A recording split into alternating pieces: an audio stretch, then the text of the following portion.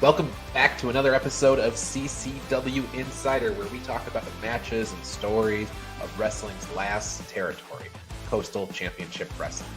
My name is Ryan Joy, and I run MinutesToBellTime.com, a website and database tracking pro wrestling from around the world. On today's show, I am talking with the voice of CCW, Mr. Blake Chadwick, and Blake has a fascinating perspective on both the business and on CCW. I can't wait for you to hear it. I'm not going to delay any longer.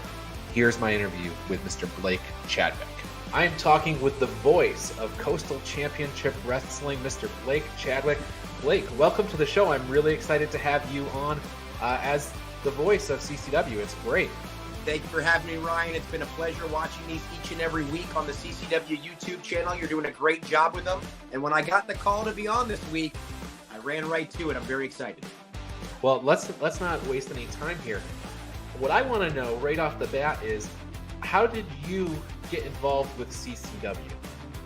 So, interestingly enough, I've been in the professional wrestling business. We're coming up on 18 years, actually, in a few weeks.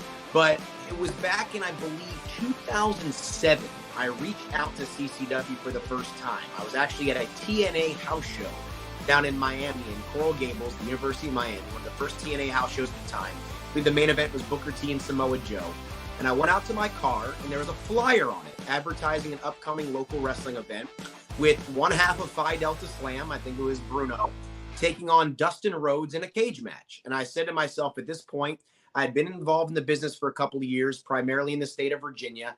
I was looking to cut my teeth in South Florida, expand my horizons a bit. This has always been a hotbed. And of course, the WWE was, kind of putting their footprint down here in the Orlando area. So it was really good timing with everything. And I reached out to the phone number, and who else answered the phone but Mr. Dan Evans, who's now my broadcast colleague. And I basically said, hey, this is who I am. I've been around for a few years. I would love to be able to ring announce or do some commentary on your shows. How can I get involved? And Dan pretty much gave me I'm the announcer, so we don't really have any spots, but come on down, check it out, blah, blah, blah, blah. Me at 21 years old saying, oh, what the hell is he talking about? I'm better than that. I don't need to just come down and check it out. But it inevitably delayed my entry into CCW. I probably should have just gone down there to Coral Springs that day, but I decided not to. But nonetheless, about, it was maybe 15 months ago or so, I was in conversation with everyone's favorite scumbag, Lou Spector. And Lou was basically saying, we want to get you into CCW, been trying for years. And it was almost that white whale. Because I had worked everywhere in South Florida. I had pretty much worked all throughout the state of Florida. There was not many promotions that I hadn't at least touched once or twice, except for Coastal Championship Wrestling. It was always the one that got away. And I actually had a similar situation with the NWA for many years as well, until I finally got to call an NWA World title match. But that's another story maybe for later on. But it was one of these situations where I'd been kind of knocking at the door, wanting to get in, but with Dan doing the ring announcing and the commentary, there wasn't really a lot of opportunity to get involved. And, I was heavily involved at the time with GWA and Gangrel and the whole Gangrel's Wrestling Asylum. And, things were kind of changing there, kind of going in a different direction. And I didn't necessarily see myself there long term. And I was kind of looking to make a new home in South Florida. In conversation with Lou, he kind of said, hey, let me put you over and, talk to the higher ups. At the time, I didn't even know Nelio. And, one thing led to another. And, late April of 2021, I walked in that very school you're in right now and, spoke to everyone. And I guess you say the rest is history. Did you say 18 years you've been in the wrestling business? I have been in the business for 18 years. I've officially half my life now. Wow. So has it all been commentary and ring announcing, or was there something else that you did early on? Or I've had some sprinkling in there of some hosting, some backstage interviewing, things like that. It seems like typically at the announcer broadcaster level in professional wrestling, you generally start out as a ring announcer and then, try to fan out and spread your wings from there.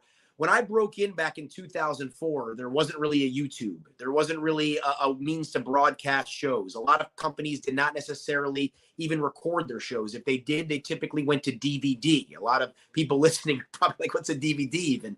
So it's one of those situations where there just wasn't the opportunity to really get things done, how they are done today. There wasn't as many opportunities, to cut my teeth. And I started out ring announcing, and the entire time I'd always wanted to do commentary, but I was just kind of waiting my time, looking for that opportunity, finding a spot. And it actually took a little over 5 years to finally get that commentary spot. A lot of it, again, politically, someone's in a spot, they're not going to give it up, especially if someone comes in that they might think could do the job. So it's one of those situations where it took a while to finally break through. Unfortunately, fortunately, however you want to look at it, I didn't really dedicate a lot of my time when I was in college, because I started college in 2004. So right before I actually went away and came down here to FAU, up in the state of Virginia, I had started doing some ring announcing. And unfortunately, I didn't really stick with it super hard throughout college. I did some shows here and there, but I didn't do it full time. I didn't really try to get involved too much in South Florida. I was doing some sports commentary for FAU, just still trying to figure life out in a sense at, 20, 21 years old. And yeah, I mean, it was one of those things where it took a little while to finally get to the spot that I wanted to be in. But eventually, in 2009, I finally got a shot doing some commentary, and, it's been kind of a roller coaster ever since. So you mentioned that you were doing some commentary for other sports, and you went to college. Is your professional background in commentary and broadcasting? So I do have a degree in communications. I have done broadcast journalism, sports commentary for multitude of sports at the collegiate or high school, collegiate, and professional level: baseball, basketball, football, soccer, pretty much everything, softball. Covering all the bases there. Wrestling to me has always been that dream that I've been trying to follow, but, especially at a younger age and at a different time, it was a little bit more difficult to break into the wrestling business, and there wasn't as much direction and ability to, kind of get involved. So I always knew that, I'd love to be at the WWE, or at the time, WCW, Impact Wrestling, whatever it might be. I want to be at that level. But, I realized that I'm going to have to do some other things to be able to potentially get myself there besides just wrestling. It's so interesting when I think about the differences between, the basketball and football and soccer and baseball and professional wrestling. I wondered if you could talk about the difference from an announcing perspective, like what mindset and that you have to be in when you approach pro wrestling as opposed to some of those other sports. That's a great question there, Ryan. And, if you listen to me call wrestling, that I do traditionally call it like a sport. There's certainly a little bit of a difference when it comes to sports. Obviously, stats are a little bit more a thing. It's a little more statistically based and things like that. When I'm calling a wrestling match, and this is something that I discuss. I have a student now, actually, which is pretty cool. I've got an announcing student, and I tell this to the wrestling students as well, or pretty much anyone involved, because it can apply to non-announcers. What is the business of what I'm doing right now? What is the business of this match? What is the business of this segment? Obviously, listen, it's 2022. The curtain's peeled back. Pretty much most people are in on the act. They don't necessarily know how it goes from point A to point B, but they have an idea of how wrestling's constructed. And, my job is, hey, what are we trying to accomplish here? So that's what I'm going out to do. A lot of when I do sports, it's when I'm seeing and I'm reacting to it. With wrestling, there's more of the ability to dictate. There's more of the ability to kind of narrate, hey, this is the direction we're going to go. And I have the ability to kind of push you that way. So to me, it's kind of an approach on a show-by-show basis, on a match-by-match basis. What are we doing right here, right now? What is my job? If they're going in there, there's no real story. There's no real angle. We're kind of just going to have two guys. Maybe it's too technically. Like, if there's no title on the line and Alan S2S Martinez is going in there with the Florida man TC Reed, and they've got 15 minutes and they're doing a technical classic, I'm probably going to call the moves. I'm going to be calling the holds and the reversals and getting a little bit more deeper into that psychology. But if we're talking about a title match, maybe these two have been at each other's throats for a few months. There's a little bit more to play with, a little bit more to work with in terms of a story. But again, it's just kind of a case-by-case basis. And that to me is why I love wrestling, because it really is a different avenue each and every match. Yeah, for sure. And so I want to back up a little bit. You've got 18 years in as part of the business. What about before that? What was your fandom like as a kid? Were you always a wrestling fan? I'm what you would call a lifer from day Okay. one, literally out of the hospital. And when I say that, there's not really much hyperbole. Literally, a couple days out of the hospital, my parents at the time had a woman helping them transition me into the home for a couple of weeks, just kind of assisting with some things. Mrs. Green was her name. Mrs. Green would sit there and we'd be watching NWA. I mean, she would be sitting there with me a week or two old watching NWA. I actually, at 2.5 years old, was at Starrcade 88. Oh, that's So, awesome. yeah. So, I mean, this is something, I mean, it's flowing through the blood. My parents were not in the business, but in a way, it feels like it's a part of me. And it's something where, even before I liked sports, even before I could probably even like Ninja Turtles, I liked pro wrestling. I mean, that was really my first love.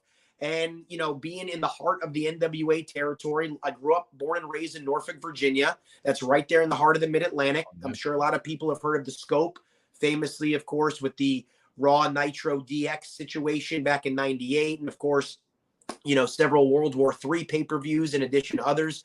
It was 5 minutes from my house. So, WCW, NWA would come to town at the time every 3 weeks, even every month. It was pretty regular where WWF would come in, once, twice a year. I would obviously watch it on weekends and syndication. But, WCW, NWA, I mean, that was my thing for many, many years. And, being in that area, it was really kind of a part of me. So for 36 years almost, I mean, wrestling's kind of been my thing. So when, I got involved 18 years ago, to me, that was always kind of a path that I was going to take. When I tell stories on a podcast or something, I often, I think about the late 80s as a time where I really kind of got indoctrinated into wrestling as well. And I'm always trying to figure out how can I make this story from the late 80s relate to, what's going on in the business right now and what's happening on a show, in the current show. Is that something that you dabble in at all when it comes to like commentary or like referential treatment to things? Mentally, yes. And earlier in my career, yes. Something that has been very difficult to kind of transition to, and this is peeling the curtain back a little bit here. I want to do this at the highest level. And to do it at the highest level, that means the WWE, that means AEW, that means, the best of the best. And they do things, WWE specifically, they do things slightly differently than everyone else. So a little while ago, I kind of changed the way that I approached my commentary because I didn't want to continue to display habits that would not help me get to the next level. And this day and age, as a wrestling announcer, wrestling commentator, as someone who has been in the business a long time, that's not necessarily helpful for me.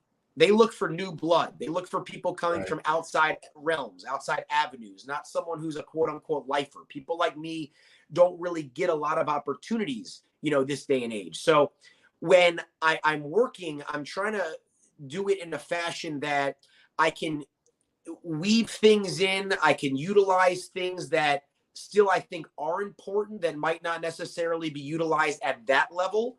But I also don't want to get myself in habits that I'm doing things that are going to make myself, them deter from wanting to bring me on board. So it's kind of a fine line. It's a tough balancing act at times. But, I went through some experiences late last year into the beginning of this year that kind of opened my eyes to really what is necessary to get to the next level. And I just want to continue to cultivate that type of style, I guess, to try to make sure that, what I'm doing, day in and day out is what they're looking for. Hey, it's Ryan Joy back again. I hope you're enjoying this fascinating conversation that I'm having with Blake Chadwick, the voice of CCW. Now, in the second part of our interview, I'm going to be asking Blake about some of the favorite matches that he's called and what he says to people that think they could do his job. So stay tuned. That's coming up right after you hear about Alive Wrestling. Attention wrestling fans, the place to be each and every Tuesday is on the Coastal Championship Wrestling YouTube channel, where a new episode of CCW Alive Wrestling drops at 7 p.m. Witness the hard-hitting, high-flying action that is synonymous with the longest-running independent wrestling promotion in the southeastern United States. Subscribe today and don't you dare miss it. Are there some of those matches that really stand out for you that were like really that you were really excited to call, and or that afterwards you felt like this is a match that I want everybody to hear me call? You just hit two of them right on the head. And actually the third one, even with Brian Cage and Rich Swann, I would certainly slide that in there.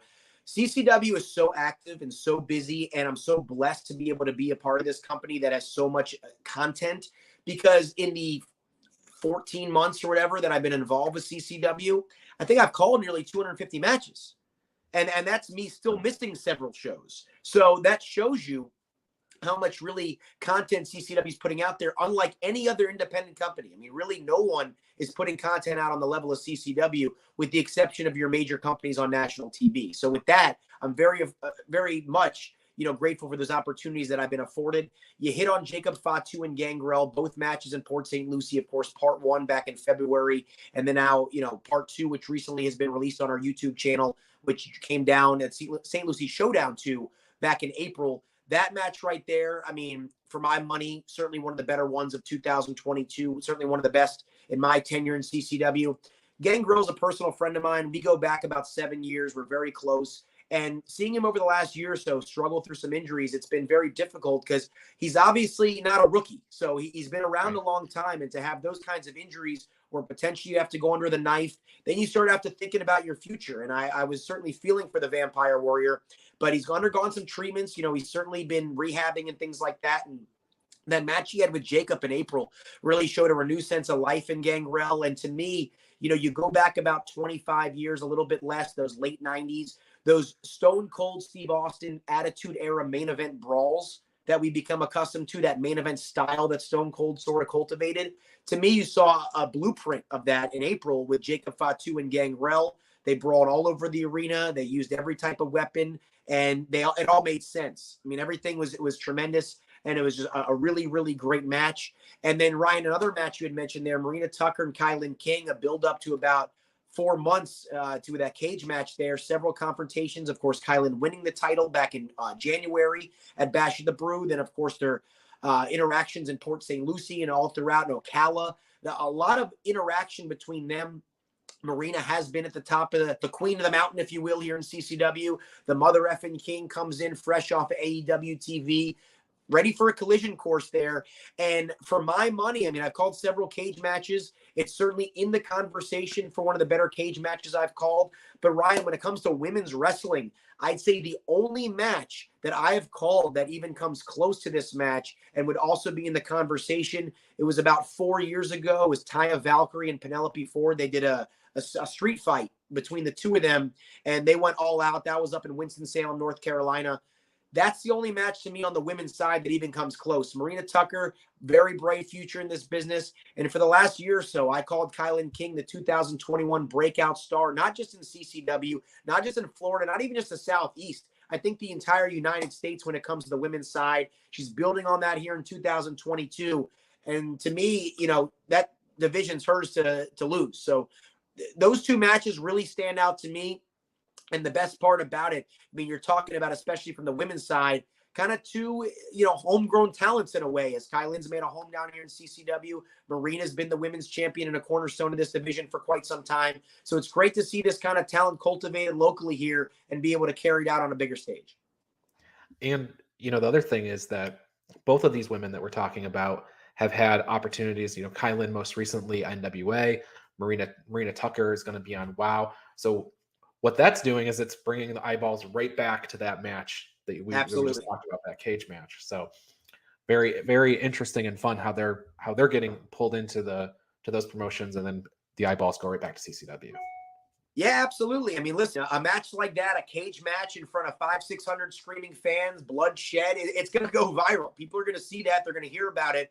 And those women delivered. I mean, there was really, as from a technical standpoint, from a booker standpoint, from an office standpoint, whatever you want to call it. I mean, I had no qualms with that match. Those two women delivered it, and they left it all in the ring. And for a main event, big blow-off title match, on a big occasion like that, on a huge stage, you really can't ask for much more.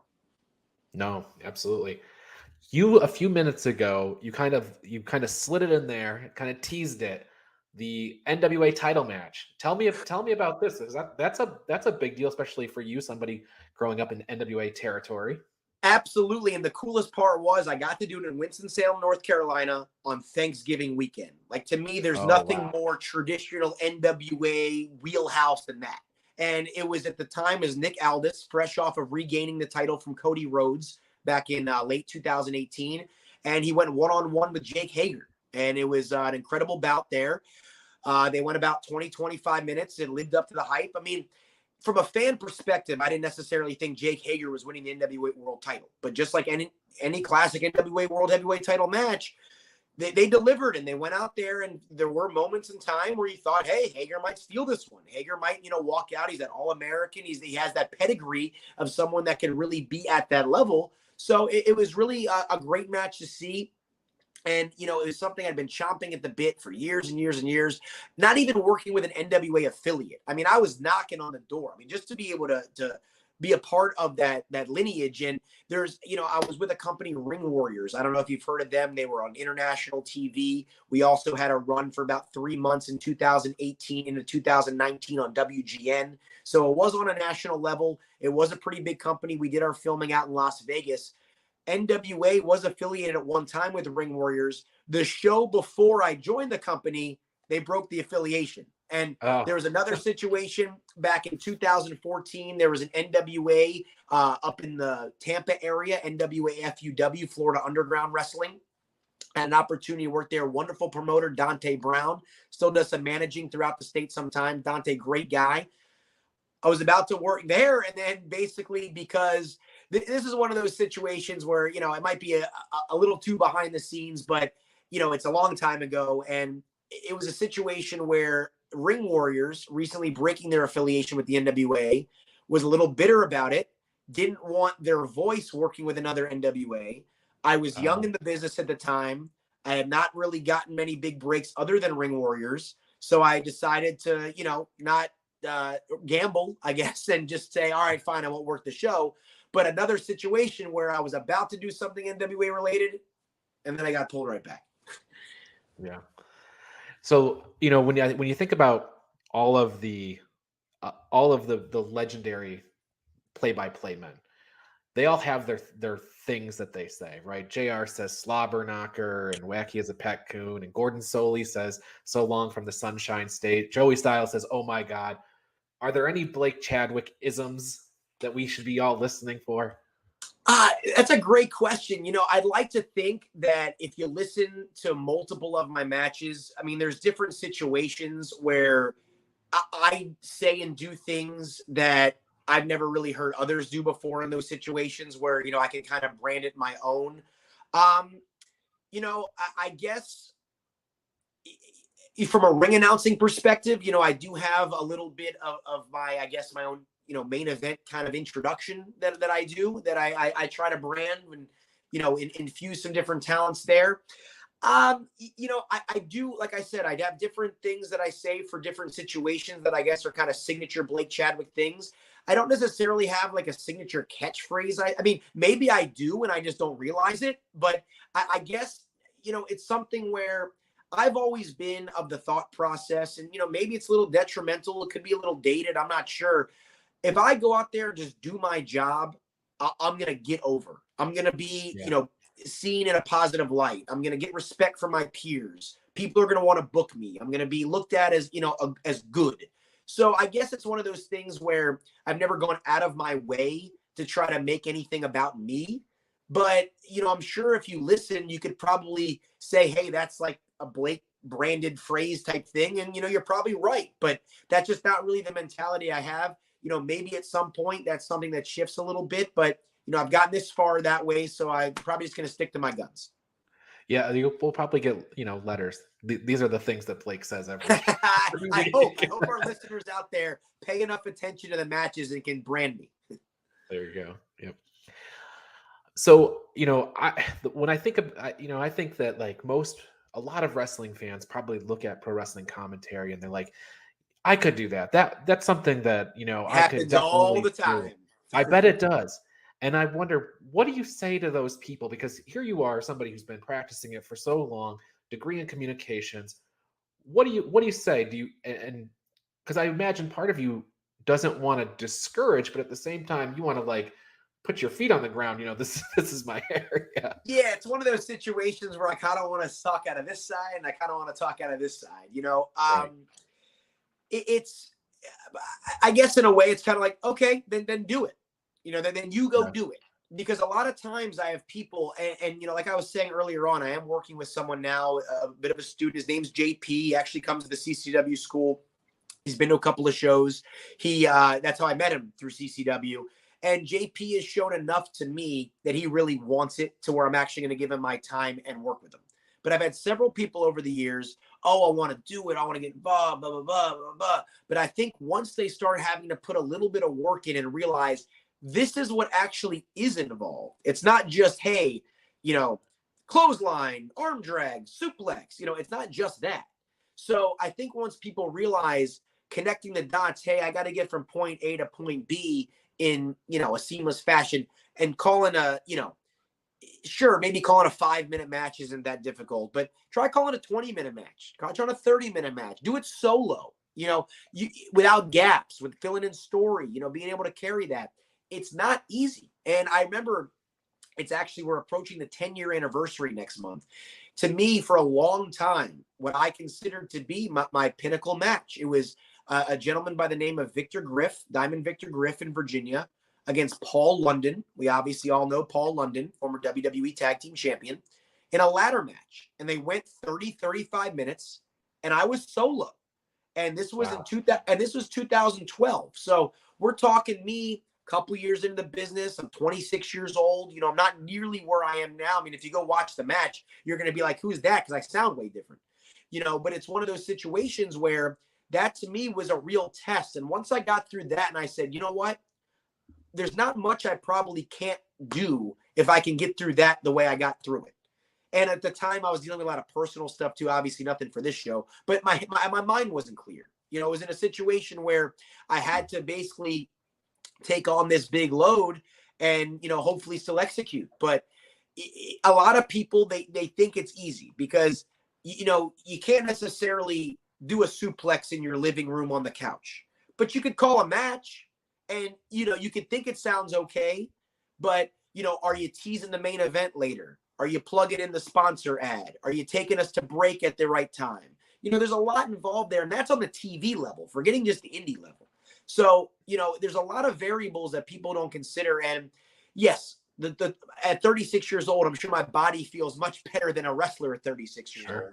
But, it's still a bit of an undertaking, and it is a grind. And listen, you still have to be in condition. You still have to have your cardio because, again, to be able to go 30, 45, 60 minutes sometimes. I mean, I've done matches like that, and you don't always know what's going to happen. So you have to be ready. You have to pace yourself just like you're in the ring. So CCW, like we talked about earlier, that the CCW runs like every weekend. There's at least, sometimes there's multiple shows. Yeah, sometimes it's multiple shows on the same day of the weekend. I would like to get your perspective, and it'll be different than perhaps some of the wrestlers that I've asked the same question. Why do you think that CCW is able to run this frequency like this and put out good shows and be successful and have people keep coming back? I guess this is where I give the self-shameless plug, as well as to everybody else there in the front office. CCW has put in place a team of guys that can run shows, that can operate businesses on their own. And there's several of them in-house, whether it's Gangrel, whether it's TC Reed, the Florida Man, myself, Neilio Costa, CEO of CCW, Dan Evans. We obviously talked about him. I mean, even someone like Lou Spector logistically can help, get things going on an event. We have a lot of people with experience, a lot of people that can lead, and a lot of people who, frankly, they know what they're doing. So this past Saturday, when Nelio and company are up in Nashville running a bigger event, Dan, Trevor, myself, we're pretty much handling things down here for Breakout. Had an incredible event on Saturday, Breakout Soul Survivor, Breakout 13. There's probably, it was about 90% full, almost a full sellout there. A lot of people in the house, no big names on the show. But again, it was the CCW talent you're used to seeing. We're able to advance some situations there, able to drum up some interest in some upcoming stuff for those guys. And then on Sunday, pretty big undertaking. You're talking about Father's Day weekend on Father's Day in a market we're not normally in, with not a lot of big names on the show. So it's a little bit more of a difficult environment. But again, we figured out how to make it work with that same crew on Sunday evening. And, listen, we would have, of course, loved to pack the black box there up in the Lake Park area in the Kelsey Theater, but it was still a pretty decent house, all things considered. All the dads enjoyed it. Everybody else seemed to have a good time. It was a good night of wrestling. And that, I hate to call anything lesser than the other, but to basically have like a C show and that do better than most other companies' A shows, that shows you where CCW is. Yeah, absolutely. Well, Blake, I asked you a question earlier, and this one is going to be similar, but as we kind of go home here, I guess, I want to ask you if to point to a match where people can go out and look on YouTube or whatever, and they get the true Blake Chadwick experience. Like, what match should they be looking up to watch and to really get the best idea of your commentary? If they haven't heard it already, can shame on them not watching the live wrestling. So, you could go a couple of different avenues there. I think that recent Gangrel Jacob Fatu from St. Lucie Showdown 2, that no disqualification bout back in April, which is recently released on the CCW YouTube channel, I think that's an excellent example there. Also, in this week's episode of Alive, you take a look, go back to May and Bash of the Brew, huge South American Alliance elevated status tag team title ladder match. To me, I don't like putting myself over here, but if you want to hear a story told, that's where you go listen to it. A lot advanced there, a lot happened in terms of the future, dictating the future of CCW.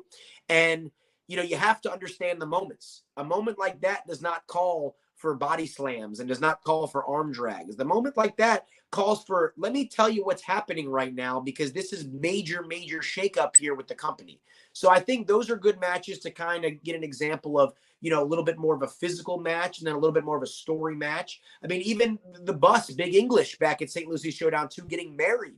We're telling a story. We're telling a story there. So, those are good examples. I'd like to think, I'm a sports guy, obviously, so I like to make some analogies there. Ryan, if you're not, my apologies. If our listeners aren't, my apologies. But typically, when you look at baseball, a 300 hitter is a Hall of Famer. I like to think that I'm a 300 hitter. I like to think I'm someone that goes up there each and every night, going to get you a hit. It might not always be some flashy home run, but I'm going to always get on base. I'm going to always produce, and you know what to expect out of me. And I think that consistency is one of the reasons why I'm in the position I'm in now, because you don't really have to guess. I'm going to show up on time. I'm going to do my job. I'm going to give you everything I've got, and I'm going to do it each and every night. So whether it's ring announcing, whether it's commentary, whether it's both in the same night, in the same environment, whatever it might be, I'm ready to step up, because it's about the bigger picture. And a lot of times people don't see that. And, I'm the garnish on the plate. I'm what finishes it off. I'm not your steak, I'm not your potatoes, but I'm that little, garnish that puts that proverbial cherry on top. Absolutely. Well, Blake, thank you so much for sitting down with us. I think you offer such a different perspective when we look at, CCW and everything. Anything else you want to mention before we get out of here? This has been a lot of fun. I could do this every week, I know, but you got a whole roster to go through. So, certainly, Ryan, you did a great job there. I enjoy watching these each and every Monday on our CCW YouTube channel. It's a great 1-2 punch kicking the week off with this on CCW Insider. And then, of course, Tuesday, following up with a great episode of Alive. So it's certainly a great way. And then, of course, as you mentioned, several live events. So almost get that full week of CCW action here. But as you mentioned, full schedule coming up. Very excited to see what's coming down. Of course, I don't know exactly when this is airing, so I don't know if it's going to be before or after. But, of course, our next big Bash of the Brew event will be July 2nd. Ariel Levy, Cha-Cha Charlie for the CCW Heavyweight Championship. So by the time this airs, we could be talking about a whole new landscape here in Coastal Championship Wrestling. But a lot of exciting stuff coming up here, whether it's in Nashville, whether it's down here in South Florida. And I'm very happy to be a part of it all. And, everybody here with CCW, it's been a pleasure being a part of this family. And I really do feel like a part of the CCW family. And that's a great thing. And listen, as long as they'll have me and as long as I'm able and available, and, it wouldn't be a bad thing if I was going a little higher, but if I'm around and I'm still on the independent level, I want to be home with CCW. Absolutely. That said, I can't think of a better way to end the episode. So thank you very much. Thank you, Ryan. Well, that's our show, and I just have to say that I found this interview to be super fascinating to hear the perspective of Blake Chadwick, the voice of CCW, to hear about his journey. Someone who has loved wrestling basically from birth, and it doesn't really get any more from birth than you have a nanny holding you watching the NWA on television. So great stuff from Blake. He's invited back anytime. In the meantime, though, drop us a comment on who you would like to see on the show.